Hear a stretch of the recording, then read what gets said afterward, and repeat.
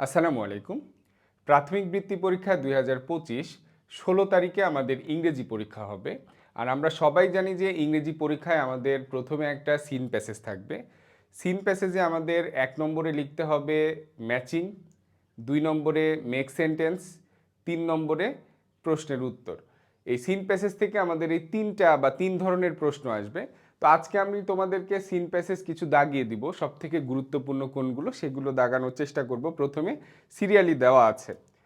সবথেকে গুরুত্বপূর্ণ হলো হোয়াট ফুড ইজ, ফুড পিরামিডের এটা সবথেকে গুরুত্বপূর্ণ।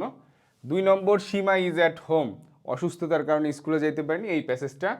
৩ নম্বর a long time ago when, এটা হলো Raju is a firefighter, সেই প্যাসেজটা। ৪ নম্বর মাই হোম ডিস্ট্রিক্ট, অনেক গুরুত্বপূর্ণ। ৫ নম্বর it is a beautiful spring day. তো আমার কাছে মনে হয়েছে যে এই ৫টা প্যাসেজ সব থেকে বেশি গুরুত্বপূর্ণ। এই ৫টা প্যাসেজ পড়লে ইনশাল্লাহ হয়তো কমন চলে আসবে। তারপরেও তো সিন প্যাসেজ, বইয়ের প্যাসেজ এবং প্যাসেজ দেওয়া থাকবে, সেখান থেকে উত্তর লিখতে হবে। তো তোমরা তারপরেও আরও কিছু পড়বা বাসায়। এখানে পড়বা Saikat Islam is at home, এটা পড়বা। Saikat Islam lives with his parents, এটা। ৭ নম্বর বাবুল অ্যান্ড হিজ ফ্যামিলি। ৮ নম্বর এ পার্সনস বার্থডে। আর ৯ নম্বর one day a hare and টর্টুইস।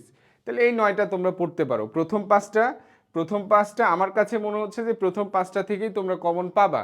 তারপরেও দেখা গেল যে অনেকে কমন নাও পাইতে পারো, বা মনে হইতে পারে যে না স্যার এত ৫টা এত কম দিয়েছেন, কমন পাবো কি পাবো না। তারপরে এই যে আরও ৪টা দিয়েছি, তাহলে এই ৯টা তোমরা একটু রিডিং পড়বা আর প্রশ্নগুলো লেখার চেষ্টা করবা বাসায়।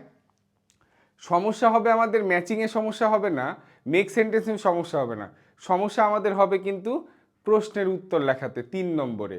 এখানে কিন্তু আমাদের ৬টা প্রশ্ন লিখতে হবে, প্রত্যেকটা প্রশ্নের মান কিন্তু ৩ করে।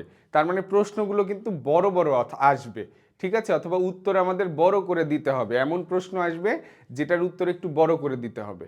এক লাইনে নাও লিখা লাগতে পারে, এরকম প্রশ্ন হয়তো নাও দিতে পারে। ২ লাইন ৩ লাইন লিখতে হবে, এরকম প্রশ্নই হয়তো বেশি থাকবে, যেহেতু এক একটা প্রশ্নের নম্বর কিন্তু ৩ করে। তো সেহেতু তোমরা প্রশ্নগুলো একটু বেশি বেশি করে চর্চা করবে, প্র্যাকটিস করবে ভালো করে। এবং যেটা পারবে না সেটা আবার প্যাসেজ দেখবা, প্যাসেজগুলো পড়বা, ইনশাল্লাহ দেখবা তোমরা পারবে। এবং প্রশ্নের টেন্সগুলো ফলো করবা, ঠিক আছে? যে কোন টেন্সে প্রশ্ন আছে, কোন অক্সিলারি ভার্ব দিয়ে প্রশ্ন আছে, সেভাবেই তোমরা লেখার চেষ্টা করবা, ঠিক আছে? ধন্যবাদ। আর আরেকটা জিনিস, আমাদের এই যে কামব্যাক কোর্স যেটা ২৬ তারিখে শুরু হবে, তোমরা এর মধ্যেই জেনেছো। তো যারা যারা ভর্তি হতে চাও ভর্তি হয়ে যাবা। আমরা কিন্তু গণিত এবং বিজ্ঞানের অর্ধবার্ষিকের সম্পূর্ণ কোর্স তোমাদেরকে শেষ করিয়ে দিব, যার যা সিলেবাস আছে সেই সিলেবাস অনুসারেই।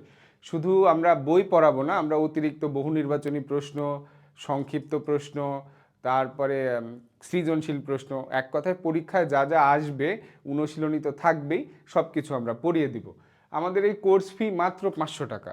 তো যারা ভর্তি হতে চাও, আমাদের এই যে নাম্বার দেওয়া আছে, এই নাম্বারে ফোনে কথা বলে অথবা হোয়াটসঅ্যাপে কথা বলে মেসেজ দিয়ে তোমরা ভর্তি হতে পারবা। ধন্যবাদ।